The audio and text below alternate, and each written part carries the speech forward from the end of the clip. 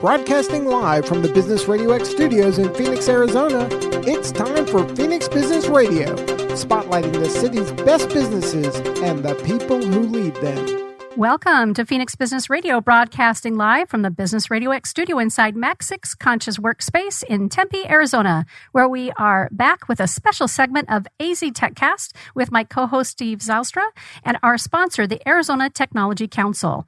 AZ TECHCAST is dedicated to covering innovation and technology in Arizona and beyond. Through the art of the connected conversation, AZ TECHCAST guests will share their expertise, success stories, news, and analysis about the region's leading startups, companies, and emerging technologies, as well as the critical issues and latest industry and economic trends propelling the state's growing technology ecosystem. Real leaders having real conversations about what's happening in technology sector across the state of Arizona. And with that, I'd like to welcome our guest today, today's economic experts, Jim Rounds, president of Rounds Consulting Group. Hi, Jim. Hello. Glad you're here. Dennis Hoffman, economics professor and director of, and I should have asked you ahead of time, Seidman Research Institute at the W.P. Carey School of Business. Great to be here. Thank you. Yeah, and tell me, how do I pronounce Seidman? Seidman. All right, I can do that going forward. Thank you again for being here. And George Hammond, Economic and Business Research Center Director and Professor at the University of Eller College of Management. Welcome, George. Thank you. Good to be here. And last but not least, of course, Steve Zylstra, President and CEO of the Arizona Technology Council. Hello. Hello, everyone, and thanks to all our panelists today, experts from around the state, and really looking forward to the conversation. Yeah, so on that note, let me kick this off. Today's topic is surely something that we're all thinking about, the economic forecast for 2020 and beyond. And if we're not thinking about, we should be, right? At the start of 2020, most investors and economic analysts expected the 11-year bull market to continue. And then the spread of COVID-19 changed everything. There is a huge amount of uncertainty about the future of the outbreak, and it's difficult to predict what is going to happen economically. While the epidemic's economic impact is difficult to predict, we are on track for a major downturn. The question is really how bad and for how long? And I don't know that we can all, figure that out sitting in this hour-long conversation today, but I'm looking forward to hearing about your thoughts, your perspective, and really even your suggestions. So on that note, let's just jump right in. Steve, I would love to start with you, with your experience and just talking to the Arizona Technology Council members. What are you hearing and what are you seeing? And then let's go from there. Well, I think, fortunately, the tech industry is probably holding up better than almost any other industry. There's a lot of reasons for that. They were more prepared, if you will, technologically. As you know, most states did not shut down manufacturing, and there's a lot of manufacturing going on in Arizona in tech. Semiconductors, aerospace related, medical. So the tech industry is certainly impacted in a significant way, but probably faring better than almost any other industry. We've come to really rely on it in a way we never have before. And even in that impact, some of which has been extremely positive, there's still a shift and a change.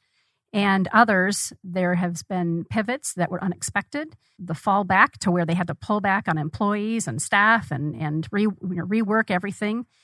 There's been a lot of changes. What do you expect, Steve, as again, you talk to members of the Tech Council, what do you expect post-pandemic recovery is going to look like for some of these council members and really the industry sectors?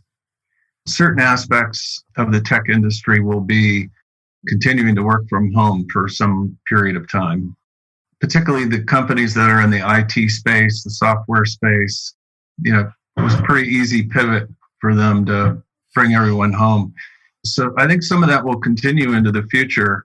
Manufacturers need people. And so I think for the most part, manufacturing will get back to its normal business. However, I think manufacturing in the U.S. and here in Arizona will benefit in that there's a lot of reluctance to rely on international supply chains given this pandemic. So, one of the great things about the tech industry and what's happened here in Arizona is that some of the pivots they made were to address some of the issues we were facing. As you know, we didn't have enough personal protective equipment, and companies like Honeywell set up a line and hired 500 people to produce that. We had companies like onsemi and Intel donating millions of masks, and it goes on and on. One of my members in Tucson, Universal Avionics, opened its manufacturing facilities again to produce PPE. So I'm proud of the tech industry and what they've done to, particularly here in Arizona, to support the community, the state, and the country. It makes me think of the last time we were together just a month ago, and we were really talking about the pandemic from more of a health concern and Right. again, the protective concern. So this is really a great follow-up. That was a fantastic conversation. I learned so much. And now today we're really focusing on the economy, right? And what's next. So let's open it up to everybody and feel free to jump in and ask questions as well. But what has surprised you most about COVID's impact on Arizona specifically? And we'll let any of you jump in. I guess I'll start. I think it wasn't so much the impact on Arizona, but it was the impact across the board. Looking at the commentary back in February and then going into early March, none of us were expecting it to cause the type of economic devastation that it did. But there's still a lot of uncertainty. And so there's a lot of stuff that we have to figure out. And my son came up and told me a joke, and he said, "What do you call a meteorologist with a calculator?" And the answer was an economist. And I thought, another economist joke, that's fine. But there's a difference between making a guess and an informed guess. And right now we're kind of in the middle because we don't know how long this pandemic's going to last. And to build on something that Steve said, so far the job losses have really been in the lower wage jobs. Every recession typically starts off with those workers that are easier to replace getting laid off. The high-tech jobs tend to last a little longer unless it's a very long and devastating downturn. Then you'll see the higher wage jobs lost. But right now, it's been more on the lower wage side. Now, there's a whole slew of different public policy discussions around that itself, impacting the lower-income individuals. But if we can get through this, and it isn't going to last another couple of years, we don't have a resurgence of the pandemic, 2 or 3 times, and we maintain these high-wage jobs, especially in high-tech, that creates the demand to have these restaurants go back into business. And they might be different businesses, but we're going to see a resurgence of the lower wage jobs coming back quickly if we can maintain this economic base. And I also agree there's probably going to be more people working from home.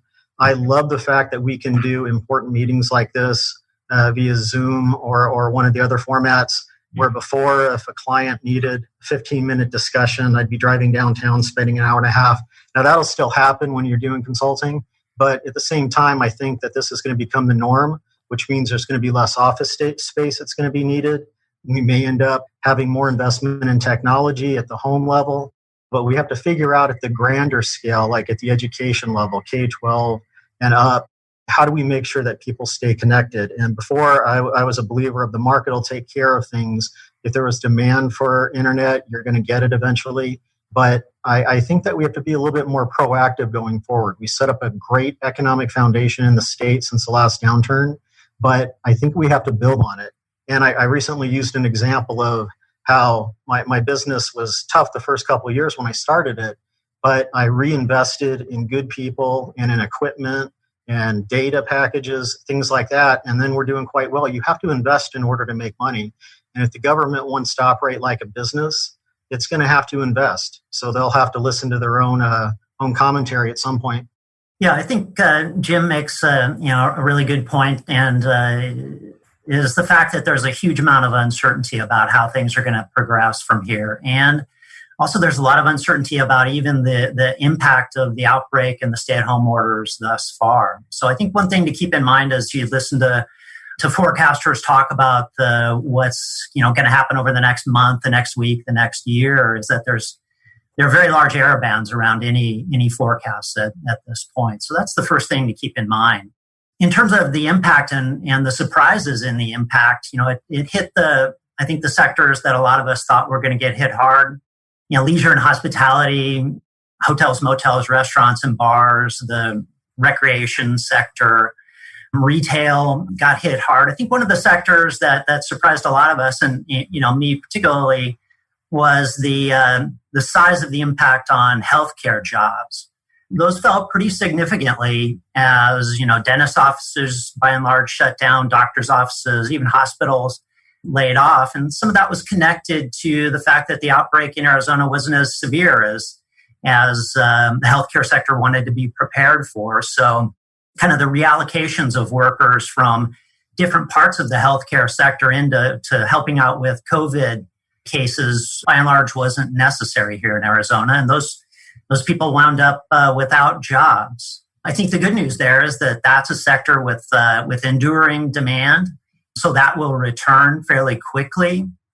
But the other thing I try to keep in mind is that what's one really important driving factor in the recovery is going to be how workers and consumers feel about going out and engaging in the same kinds of activities that they did before, right? Even though the stay-at-home orders have been lifted, it's going to be how comfortable are consumers in going out and shopping the way they were before, going out to restaurants, on vacations, going back into those same kinds of activities where they're going to be close to other people. So in terms of making people feel comfortable about that and as comfortable as possible, that'll be key going forward. And the same thing I think applies to workers, right? They have a choice about whether or not they're going to return to work. They can choose to stay home even if it costs them the expanded unemployment insurance benefits. So it'll also be important that employers do what they can to make workers feel safe and protected as much as possible. There's no eliminating all risk and all catch who knows what at any time, and it can have significant impacts on our health. And it's about taking those measures that we can, informing people about the risks as far as we know it, so they can make their own decisions about what they feel comfortable doing. Well said, George. Thank you. Dennis or Stephen, what do you have to add? So I get to be the old guy on the forum here. This is year 41. I'm losing count. It's year 41 at ASU. So I've seen a lot of the Arizona economy, monitored the national economy. And it begins with, of course, these are going to be historically horrible numbers. Numbers in terms of declines in GDP, employment situation. Of course, we lost all the jobs that were gained since the Great Recession, really, since the depths of the Great Recession. And so all those jobs are gone. All that GDP is gone. It's horrible, but it's really unusual. A lot of this will come back, not all. A lot will come back. And so in kind of focusing exclusively on the Arizona economy, I want to kind of reinforce some of the things that George just said. It's just really difficult to know what consumer behavior is going to be like. And when the JLBC met in March, I read in some of the thoughts around the fact that this episode was going to result in 50% decline in new car sales for Q2. New car sales are down. They started out down in March. They started out down like 25%, and then they ended up down in the last 6 weeks or so. They're only down about 11%. I just got sales tax numbers for flows for May. I think they're surprisingly good because I was fearing the worst. I had feared 20% or more decline for Q2. I'd seen some economists that thought we'd be down 40 to 50%. We're going to be down in the order of 13 to 14% in terms of the May over May numbers. You have to be careful. The model suggested that we were headed for a 6 to 7% rise over last May. Really, in terms of measuring how bad it is, you really ought to come off trend, not just what the level was last year. But at any rate, I think it's surprisingly good. The mix is interesting to me. The likely candidates, George is exactly right. On hotel, motel, it's 80% off. Amusements, way off. Restaurant and bar, I would have thought 60, 70% down, but I'm seeing more like 40% down in the preliminary DOR numbers that are just crossing the tape today. And retail, overall retail in terms of general merchandise and whatnot's kind of hanging in. So the question for all of us is, what's the pace of recovery? We know there's going to be a great big hole here, and it's going to be numbers that we haven't even thought about much. Some things 50% down, and as Jim often reminds me, 50% down, you need 100% to get back, once you're 50% down. So at any rate, that's going to be our challenge kind of looking forward. And I think, in terms of business, it's got to be wait and see. It's really going to be tough to be able to put capital in place, even though the economy needs folks to put capital in place.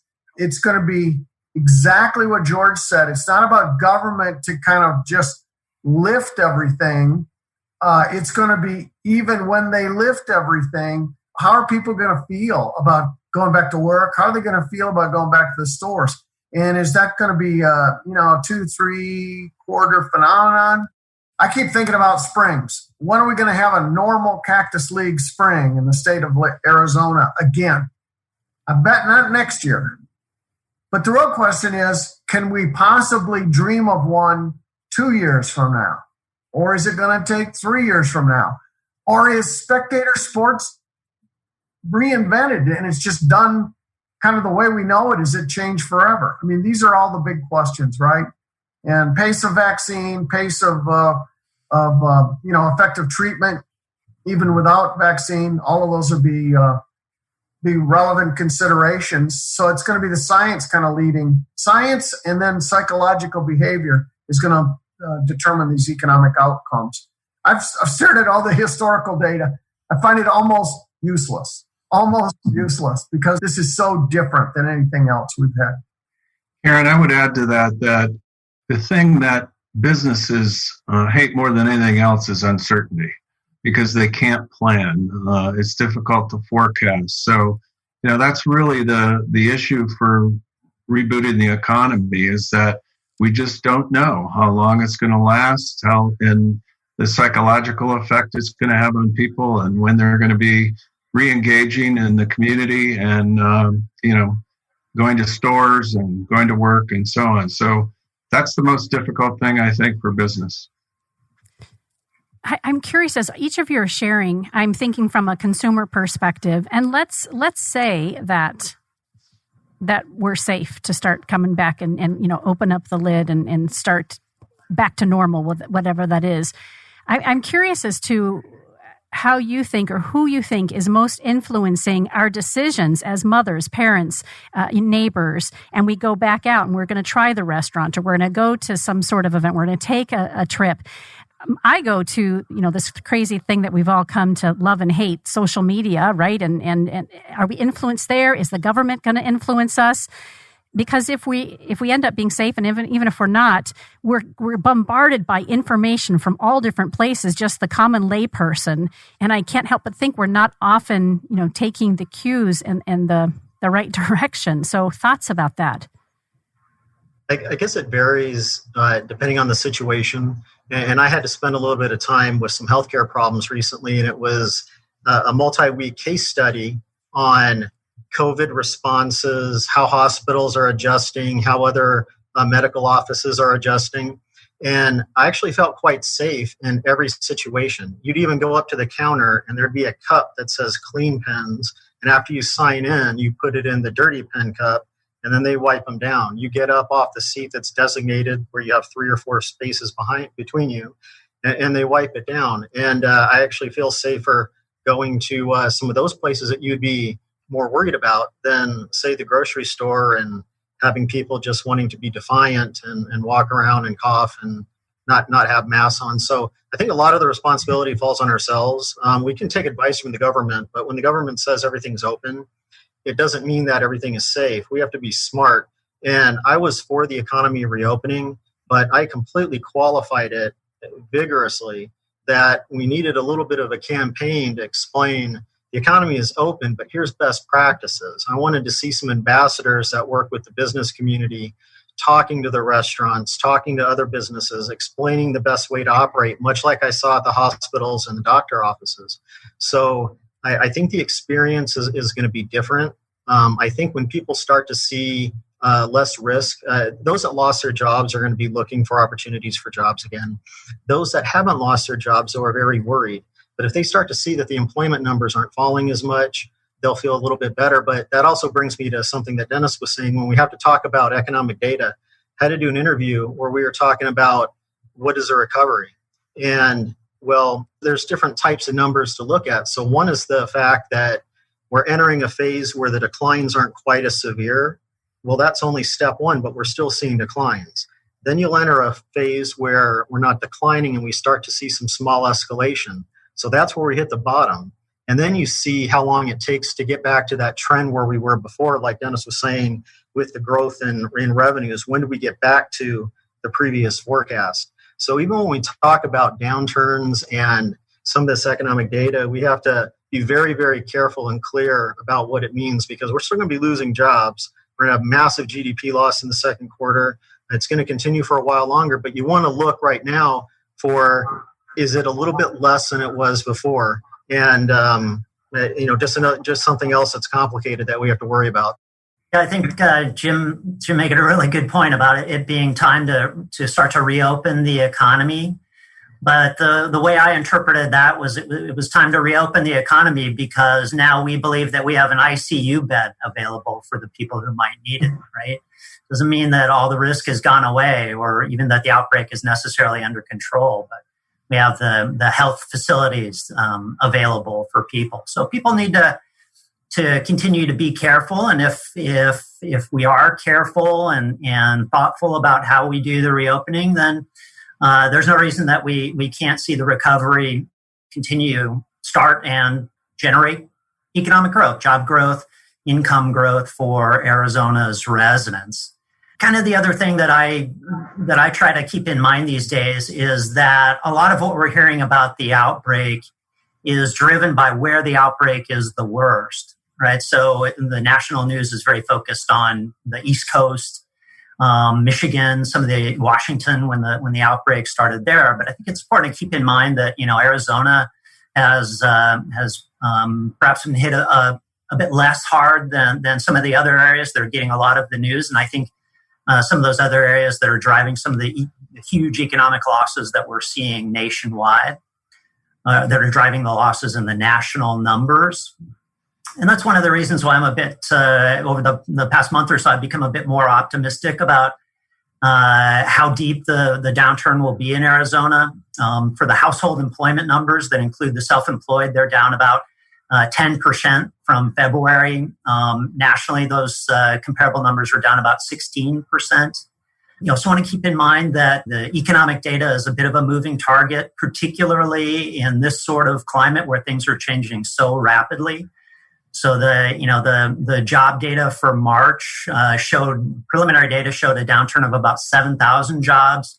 That got revised a month later to a loss of 20,000 jobs in March. So typically when we see employment level declining, we'll get downward revisions to the data that we've already seen. So that's another thing to keep in mind. But nonetheless, I'm more optimistic these days that Arizona will outperform the nation. At least the whole may not be as big as it is for the national economy. And I think we have a good chance to see our recovery proceed at a faster pace than we'll see on average for the nation. I have a question for Jim. Jim, what you articulated sounded to me like a U-shaped recovery. Is that how you see it? That's how I still see it, but every character on your keyboard has been discussed in some article about how the recession is going to look. There was even a square root discussion for a while, but I'm still seeing which is following what we're seeing right now, which was a steep drop off, but then the declines are going to be less, of course, because the larger declines would come first. And then we hit that bottom off period. And it's, for me, the question is, how long is the U flat at the bottom before we come back? Because we're going to see really strong rates of growth just based on mathematics. The question is, when do we get back to normal? And I think that the important question is, how well does the government manage the fiscal policy as well as, individual households?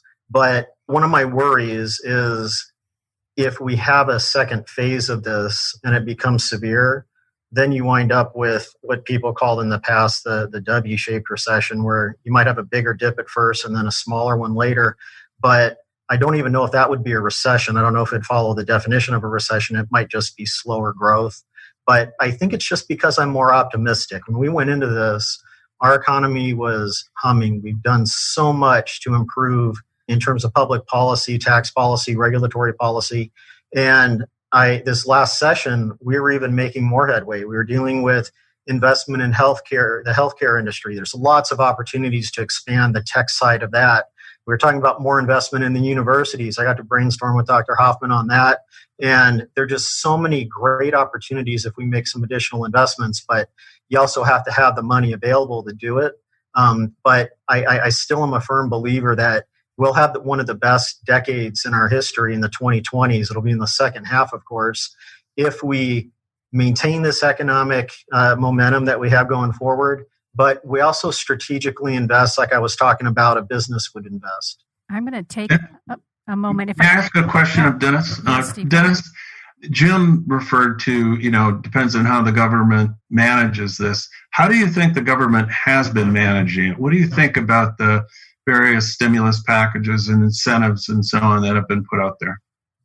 Okay. Of course, we have the benefit now of being able to look back a little bit. I've been ranting, who anybody would listen to me, is that we didn't focus early enough on where the most serious risks were. In the perfect world, I think this might have been more effective both to minimize death and to stimulate the economy if we would have acted quicker, but not shutting down the economy quicker, but finding a strategic way to minimize risk where people have death rates of 30 and 40%. And that's in our elder care facilities, assisted living facilities, even individuals that are at home. And, picture a model where we spent massive amounts of money to deliver assistance to those care providers, even asking them to shelter in place with the people they're caring for. And the only way you can convince them to do that is pay them, triple, quadruple their current wage and take care of their families while they're doing that, rather than this notion of shut everything down. And then once you've shut everything down, you've got to bring government aid quite legitimately to everything that you've shut down to try to make them whole. And so I guess what I'm talking about a little bit is more kind of the Swedish approach, but Sweden didn't handle their elder care facilities very well either. And, there's no perfect solution to this. I'm not saying young people don't get this disease. They just don't have the fatalities at anywhere near the rates that people at high risk do. And the numbers are staggering on that count. So you asked me, about a proper response. I think things could have been done differently, and I think we would have somewhat different outcomes. And I don't think we would have this economy-wide or population-wide just fear of this virus. Now, maybe maybe fear is good, but what I'm talking about is my generation. I think we need to be sheltering in place. I don't need government aid personally. That's not what I'm saying, but there are folks in my age group that do, and they're in assisted living or they're living by themselves. I don't think we laser focus on where the risks were. I think that's spot on. On the front end of the stimulus, if I would have flown a helicopter over each of the major cities and just pushed a bunch of money out the door, it would have been just as effective as what happened, because they didn't really think about how businesses work. A lot of people didn't think about how about a third of a restaurant's costs, all-in costs, is labor, but it has a lot of other costs too. But I think that maybe it could have been because we were thinking that this was going to be shorter term, and having a couple of months to get a business through, a restaurant through this problem would have helped. We had the same problem with tourism, where it's going to be a much longer play. A report that we just finished for the Office of Tourism shows just massive economic losses. 2/3 to 3/4 of the activity is being lost this year. But on the bright side, if we get just 10% of our forecasted loss, the loss that we're incurring now, back, that's $100 million in state tax collections. So we were making an argument that maybe for a couple or 3 years, we have to double or triple the tourism budget and get some of the domestic travel, which is going to come back first. So, just to expand, each industry has its own story. I was very disappointed, though, because I feel like despite these very mathematical and economic arguments on tourism and restaurants, not everybody is listening. That's frustrating, but it's part of public policy. Where our job is to give advice, and half the time it's ignored, and half the time, people listen to us. I agree with Dennis. I think it needs to be more focused going forward, and that's the plan right now that I've been reading. I think that's a good point, that the policy should be more focused going forward. And I think one of the focuses going forward should be testing, tracing, making sure that we have a handle on who is getting the disease, doing more testing on people in high risk occupations and areas makes a huge amount of sense at this point. I'm going to ask us to pause for just a moment so that I can give a shout out to our sponsor for the May's episode of AZ TechCast. I would be remiss if I missed that opportunity. We want to thank Arizona Technology Council, the only statewide organization serving the technology sector. Arizona Technology Council fosters a climate of innovation to enhance technology in Arizona. A trusted resource in strengthening Arizona's technology industry, the council proactively eliminates impediments that companies face, accelerates the entrepreneurial mindset in the state's expanding innovation ecosystem, and advocates for legislation focused on business and technology to grow the state's economy, and works to create destination for innovative companies to be, thrive, and stay. And it's a perfect opportunity to share that as we've discussed really the different, the opportunity to bring Arizona back to where we need it to be. And as some of you have spoke to, really the hope and the forecast that there's a real possibility there. Let's talk investment. I know, Jim, you spoke to that a little bit. Stephen, where are angel investors in this? How important is that going to be as we come back and we support businesses? Well, as you know, the legislature shut down prematurely. Jim talked about some of the policy that's been put in place that has helped this economy grow. We were able to get a 10-year extension on the research and development tax credit before things closed down. And we happen to have the best R&D tax credit in the nation.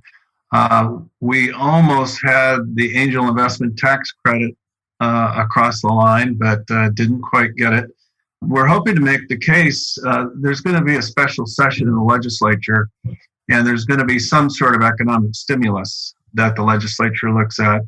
And we're hoping to make the case that to refire the entrepreneurial community, we're going to need to get that angel investment tax credit extended. We're trying to extend it for 10 years. It sunsets next June 30. So we've got, just a little bit over a year to get that done. So one of the things that often happens during a downturn is people who have lost their jobs finally decide to go start that company that they were going to start. Happens during or after every recession. And I'm not sure about this one. It's so different. It would really be good to get the opinion of our economists on the panel. What's going to happen to entrepreneurship? Well, I've been a strong supporter of everything that Steve's been doing with the Tech Council, and in particular, the Angel Investment Program. What's better than hooking up private sector money with private sector entrepreneurs? And I think that there will be opportunities. I do feel like there'll be a number of smaller businesses starting up, and the restaurants will have to wait for there to be base sector demand. But on the high-tech side, the entrepreneurs on the high-tech side, we need to continue to support that, because they're the ones where you create one job, you create another two in other industries through the multiplier effect. And that can just get higher and higher depending on the extent that it's entrepreneurial. I'm really hoping, I didn't realize that it was at risk, but I'm really hoping that we can not only maintain it and extend it, but I'd like to see the program expanded. So count me in when you want to look at that. I just think it makes economic sense. It's good public policy, and maybe we just need to market it a little bit more. But the Tech Council's already been doing a great job of that for the last several years. Yeah, there has been an economic impact study done, and in the last 5 years, over $1 billion in economic consequence from that, or from the angel investment tax credit. So entrepreneurship is an interesting issue. I've got several thoughts. The first is to remind the audience, and my colleagues certainly know this well, but remind the audience that in a healthy capitalist system, there's both business creation and business destruction all the time. It's ongoing. And that's part of a healthy business ecosystem. And so one of the challenges that we've got with shutting down the economy, and some of the businesses that were shut down, invariably were shut down, were businesses that were headed out anyway. Now, that's not the majority. And there was no way to avoid this issue. Once you've shut down the entire economy, you've got to breathe life into everybody to try to get it back. Otherwise, it just simply isn't fair. But the fact of the matter is, some businesses that would have naturally gone by the wayside this year are probably still sustained by government aid. They're going to have to find a natural outcome, either positive or negative, following this episode. They may be clogging the system a little bit, if you follow me. But now let me make a point on exactly the opposite side of this issue, and that is the fear of the human behavior, both on the part of the worker and the consumer. This concern over the virus has created a world of opportunity around jobs that spring up and technologies that spring up around cleanliness or creating environments or designing experiences where people feel safer. And I think about spectator sports. What's it really going to look like going forward? I mean, it was already, I don't know about you all, but television is such an unbelievable experience if you're a sports fan. I was getting to the point where I was really wondering, why am I buying these tickets? Why am I going? Putting up with this security thing that's just crazy. There's lots of negatives to attending spectator sports. Maybe that's going to look really different going forward. I don't know what the outcome is, but I'll bet some entrepreneur right now, Steve, is working on it. So absolutely. Dennis and Jim make great points. And the thing that stands out to me, as they both mentioned, are the opportunities that this kind of a shock generates. I've been going back and forth on this over the past couple of months about how permanent the impacts will be. And these days I'm leaning towards, this is a for now situation. We just got to figure out a way to get to the long run, to the forever situation. And that, there may not be so many enduring impacts in terms of the way people act. I think people were pretty happy with the way the world was before the outbreak, and they'll be looking to go back to ball games and football games and restaurants and bars and stay in hotels and visit other countries. And I don't know about you guys, but I'm after 2 months of waiting 30 seconds for a file to save over the VPN at home, I'm happy to be going back to work. The governor has been having lots of press conferences and also calls with the business community, which I've been fortunate to be on. Maybe some of you have been as well. In one of those, he said that he had talked to the CEO of, he didn't say which company, but some big box company who had done some extensive analysis about how people were going to come out of this. And what he said is that 30% of the population is going to stay locked down. The fear is just not going to allow them to go out. 30% of the population wanted to be out a long time ago and, didn't like the restrictions and are ready to re-engage. But the 40% in the middle don't know yet, right? That's another part of the uncertainty, right? So what is that 40% going to do? Are they going to follow the folks with great fear or the folks that want to get back to work? Who knows? And that's a really good point. I think one of the opportunities that we haven't mentioned yet is delivery services. I think there are a lot of people who have been getting their groceries delivered, particularly in that 30% group that you talked about, Steve. They've been forced to experiment with getting their groceries delivered. I bet they have had a pretty good experience. I know we did. And that may be one of the enduring things. It's nice to get that stuff delivered as opposed to having to trek out to the grocery store. And that's in line with, so as we're working on how to mitigate the downturn, we have to also at the same time walk and chew gum and work on the recovery. And so, that gets back to the discussion about angel investors and a lot of the other things that we're talking about, people innovating. But it's hard to know what kind of public policy to put into place. I'm kind of hoping that before too long, we're talking about, some economic package in the special session that we're anticipating. But I think we need to push for this all the way into the next session, at the end of the year, doing research, going into the next year. I think we have to stay engaged. In the past, even this last 10 years, where we had to really change the way we do things, it was still piecemeal. Every year for a couple or 3 months, additional research would be done.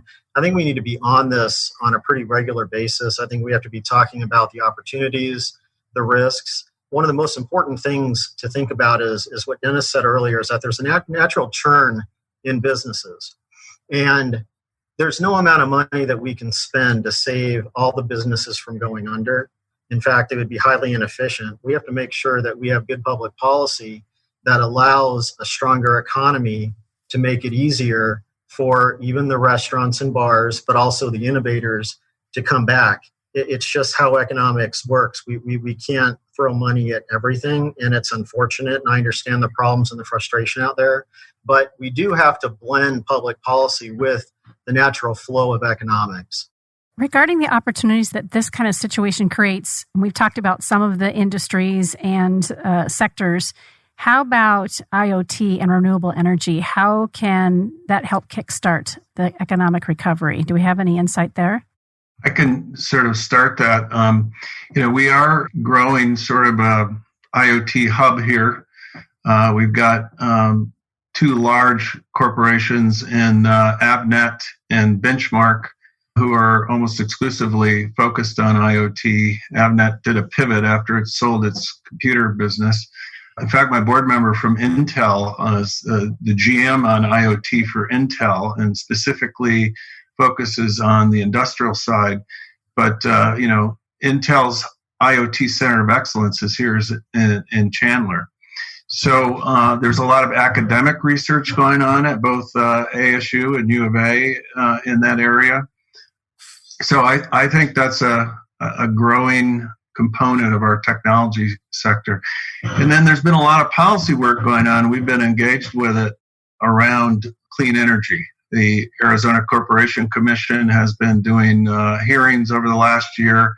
Many, many years ago, they set a mandate of 15% of our power coming from clean energy by, was it 2005, I think? And we're already at 13 or 14%.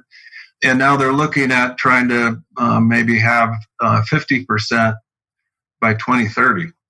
So that in itself will help drive innovation and activity and so on. And so I'm hopeful about the energy sector. And then somewhat related to that is the fact that we're building I don't know what you want to call it, a transportation hub here, electric vehicles with Nikola and Lucid. Lucid's plant is about to go live. It's developing and has developed and is going to be manufacturing a high-end electric vehicle to compete with Tesla. So I think both of those sectors are going to help lead us out of this in the longer run. To piggyback Steve's thoughts on energy, and it's because it got announced during this pandemic, it's just way under the radar. But we are going to make national headlines over the next several years. We're manufacturing gasoline in Casa Grande using natural gas. That just is far, far cleaner than conventional gasoline. I understand it's using a fossil fuel, so it's not completely renewable, but it is far cleaner than anything that goes on now. The oxygen content is high. The sulfur emissions are zero. They actually create water in the manufacturing process. They're building the facility on alfalfa fields that's currently drawing groundwater out. They're not going to draw out any groundwater. They're going to use wastewater from the Casa Grande treatment plant and then recycle it. So all of this kind of piggybacks with this, hey, we're a leader in innovative 21st century cleaner and cleanest energy. I just think it's tremendous. I just think there's going to be a lot of small businesses that kind of spin off around that, being the marketing of that fuel here. I think it's going to be Arizona's gasoline. It's going to be, some kind of Arizona brand. And it's a huge plant. It's $3 billion in Casa Grande. And if you read some of their perspective, they're talking about another $6 billion in Kingman. So, we could really be at the forefront of being a leader in clean energy worldwide, really sending that signal. So, no, I think the future is really, really bright in terms of Arizona business. Yeah, one of the things that I've been thinking about a little bit these days, particularly as the outbreak has been so severe in the Northeast, there's been a lot of talk about whether or not that would boost migration into Arizona. We all know that migration and population growth are very important to Arizona's economy historically, and it still is today with the construction real estate industries still matter. It will be interesting to see what happens to net migration into the state over the next year or two as the at-risk populations in the Northeast start to think about whether or not they want to stay in those high-density areas. And, of course, traditionally, the Northeast sends most of its migrants to the Southeast, to Florida, South Carolina, North Carolina. But there may be an opportunity there for Arizona to attract some more migrants, particularly in those age groups. And Arizona tends to draw most of its migrants from the West, particularly California and Southern California. So, who knows what happens to that economy and to outbreaks in that area going forward, but there may be opportunities there to see additional people choosing Arizona as a migration destination. By the way, Dennis and I are both Midwesterners. We actually grew up in adjoining towns. Rivals. I think we beat you every year, didn't we? We beat you like a drum, didn't we, Steve? It depends on what year you're talking about. But he is older than me, by the way. I think he already claimed that spot. So yeah, I know. 1 year. Jim, thoughts? Anything that you want to add to what we're talking about here? Well, again, I'm a believer in walking and chewing gum at the same time and patting your belly or your head or however that thing goes. We can work on more than one thing, and we're dealing with, we were talking about renewable energy, electric vehicles. We've been doing some work in the past on autonomous vehicle opportunities. There's going to be some opportunities for some more advanced healthcare development. One thing that I thought was cool in some of the U of A budget documents was talking about whether or not there could be just this massive immunology hub that's, a center much like I think the area around UT is related to cancer research. So there's different things that we need to work on. There's different policies that impact each of the industries, but good economic foundations and being thoughtful will indeed induce additional economic development. And when I started at the Capitol at Dennis's recommendation many, many years ago, I remember having a chance to run across the street several times and somebody wanted to talk about how we can grow the economy. And every discussion ended up with 3 or 4 notes on a tax cut. Then we got into economic development. Then we got into regulatory items. And now we're really talking about investment in workforce and infrastructure and other things. So we are maturing. I think we're becoming major league in terms of how the economy is working here. And again, that's why I'm so bullish, but we have to make sure that we stay committed to continuing to grow. And it's not just quantity, it's quality. It's great that we lead the nation in terms of job growth, or we're top 5 in a lot of the categories. I'd really like to see our incomes go up compared to a lot of our metros. And to do that, we're going to have to be working on the same things that each of the other panelists work on every day. If I could follow up on that, on autonomous vehicles, of course, Waymo's been testing here in Chandler for almost 5 years. Too Simple's been running Class 8 trucks between Phoenix and Tucson for 3 years. They all have an operator in them, but they're essentially self-driven.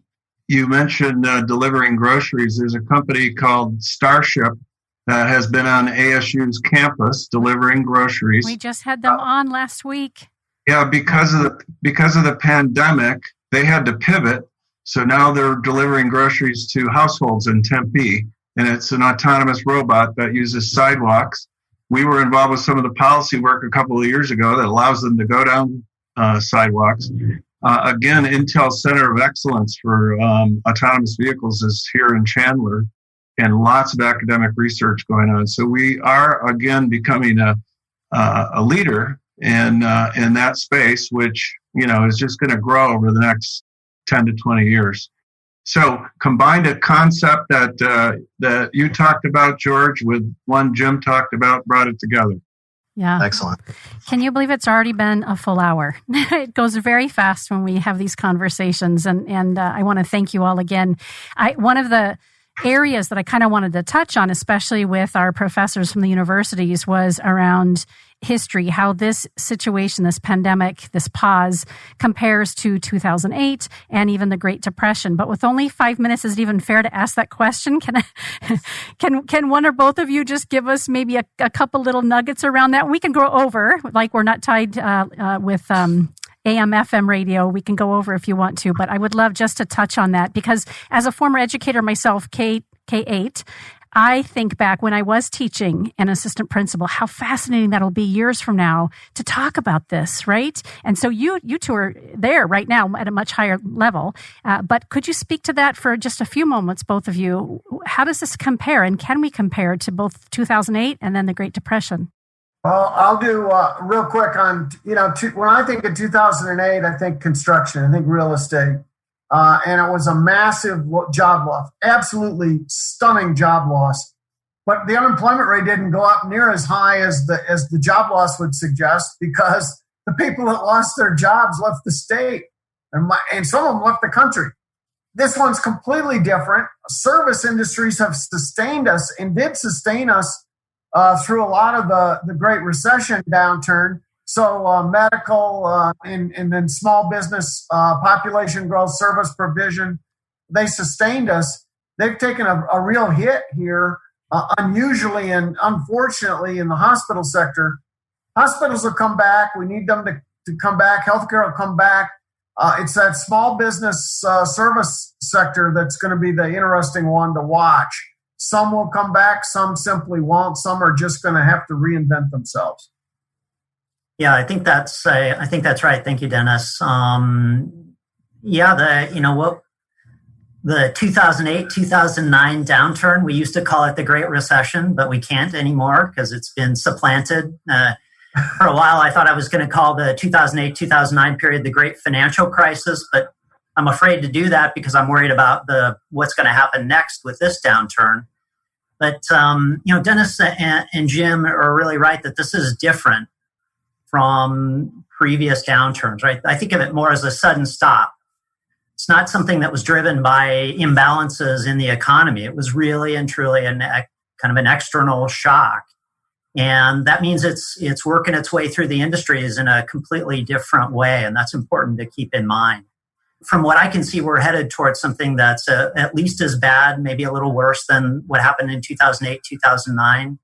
Hopefully not as bad as the Great Depression of 29 to 33. But in any case, it's a very, very different downturn.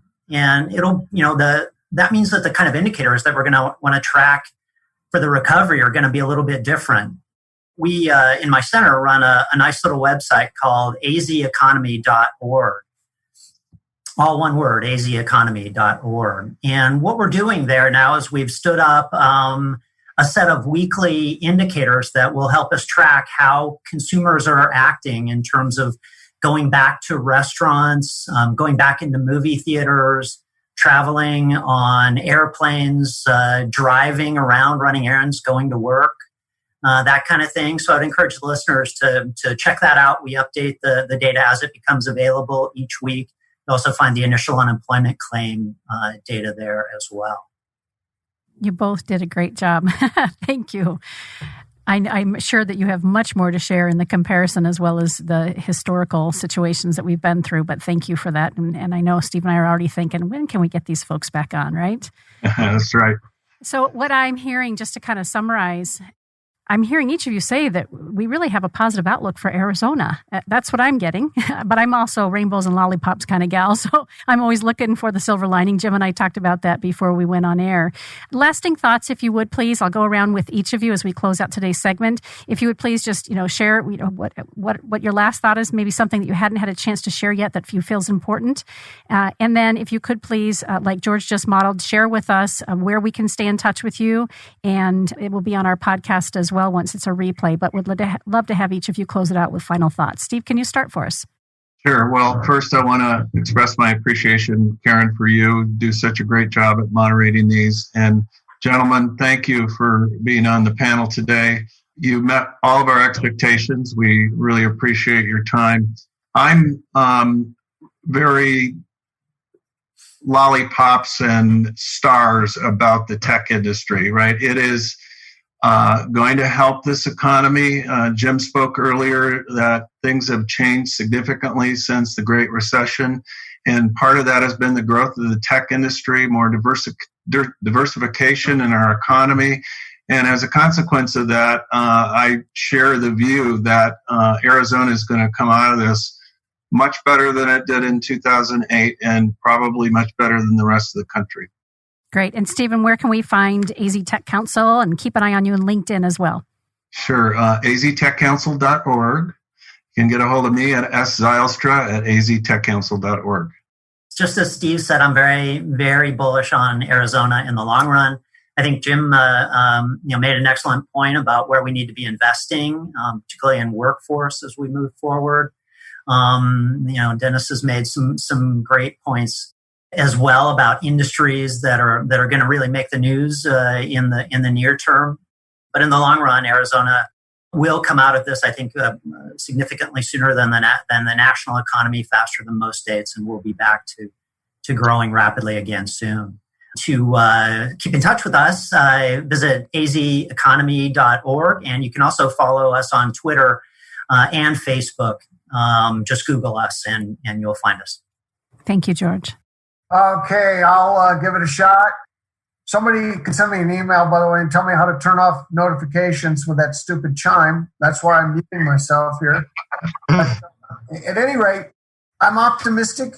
I think there's one data point I didn't give you. It looks like Q2 withholding collections are only going to be down about 1% over last year, which I think is phenomenal. With all this job loss, we're holding we're bucking a big trend. Now, again, we were headed for a 6% increase in withholding, and now we're going to be down 1%. So that's, if you're puzzling over that could be possible, but it's against trend is the way you're going to think of it.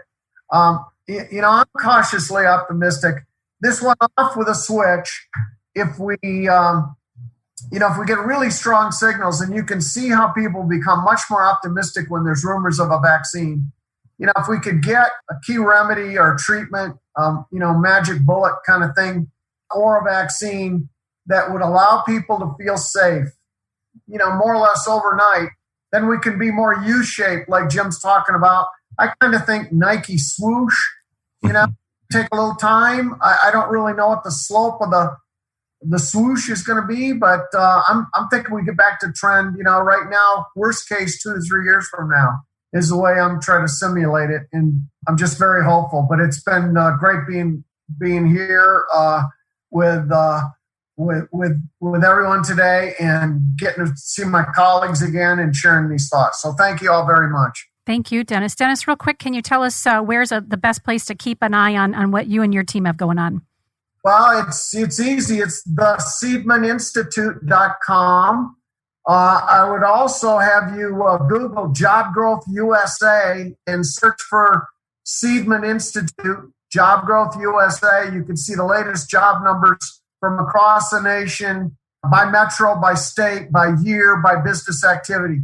It's a great resource for you to look at, and we provide it without subscription. We're not particularly savvy on our subscriptions here, but at any rate, it's a great for you to have. So there goes my chime again. I'm out. It's the only time I heard it. And so you've done a great job muting. And thank you. I'm so glad I asked where we can keep track, because that's incredible information.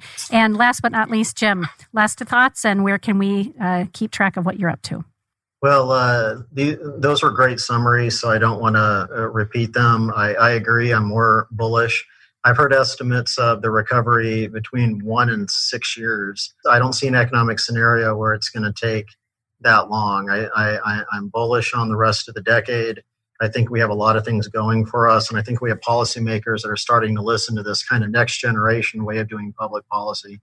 So let's be optimistic and keep pushing forward, keep being feisty. In order to follow us, our website is roundsconsulting.com. We post our interviews, and the fun part is on Twitter, which is Rounds Consult.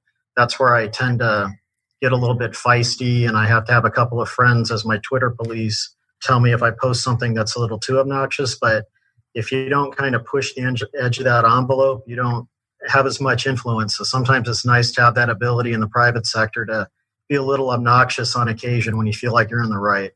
Love it. Thank you all. Listen, if you gentlemen can stay with me after we go off air, we'll just have a proper goodbye. I know Steve would like to thank you all again personally, and we'll take a photo or two. It's kind of different. Karen, one thing I want to add is that next month on TechCast, we're going to have all 3 university presidents, and they're going to talk about the future of education, which is also changing, as we all know. So really looking forward to that. So good. Thank you for promoting that. That's excellent. So stay with us after we go off air.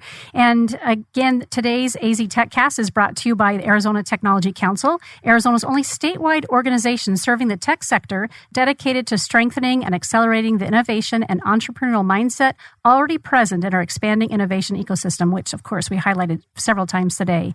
Sponsorship opportunities are available for this program. So if you're interested in being a podcast participant or a sponsor for the Council's AZ TechCast, please contact marketing@aztechcouncil.org to lock in your opportunity to further position you as a tech expert, influencer, and innovator.